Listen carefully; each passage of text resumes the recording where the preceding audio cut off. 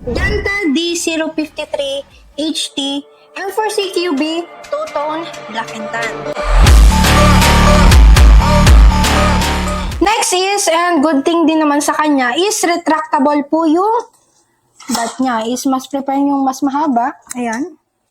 And advantage din po ni Delta brand is naka-upgrade na po yung internals niya. Then, mas matibay since yung mga upgrade internals na ipinalit sa kanya is metal po.